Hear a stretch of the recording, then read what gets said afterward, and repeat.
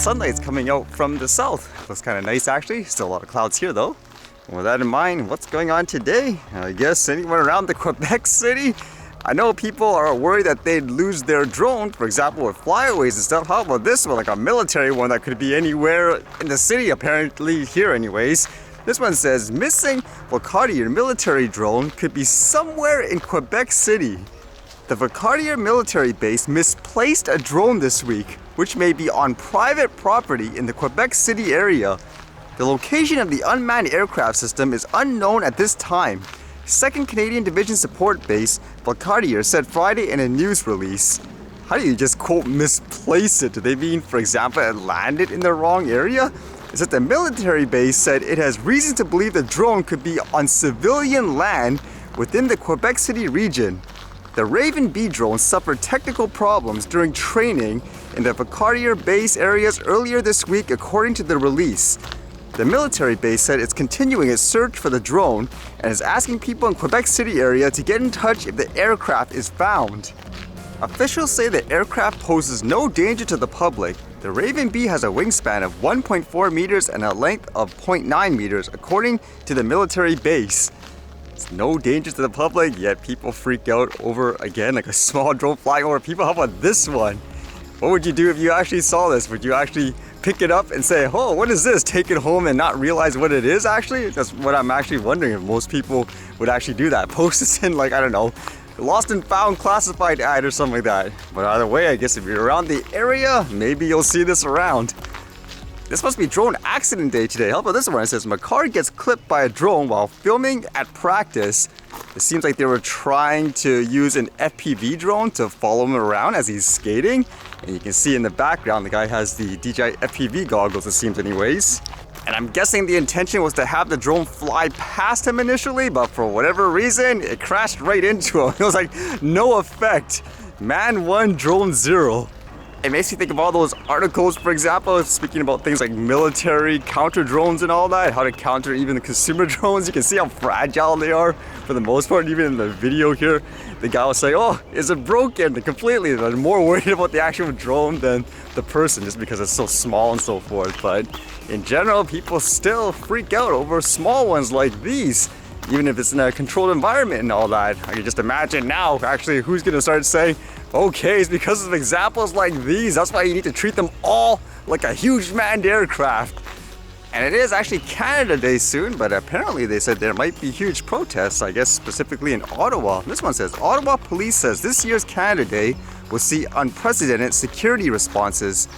An Ottawa police officer says this Canada Day will be unprecedented and unique, with a never-before-seen security posture as the main events take place off Parliament Hill and protests are planned throughout the day. Police are aware of the demonstrations and are planning accordingly, said the officer. Canadian Heritage and police held a technical briefing Friday on their parts for July 1st media were only allowed to participate on the condition that officials not be named. As for reasons, I guess it says here, Ottawa and Gatineau police discussed their security plans as groups opposed to COVID-19 restrictions are pledging to demonstrate throughout downtown Ottawa and Parliament Hill. I've often read the perspective of some people saying there's nothing left to protest per se, because a lot of the mandates and stuff have been lifted in a lot of places, whereas the argument, to my understanding, is a lot of it is just, quote, suspended, and they want it to be abolished completely per se. It's basically non-stop, but I guess we'll see what happens during this Canada Day too. Maybe there will be things happening locally again in terms of events and all that. I would imagine there is anyways.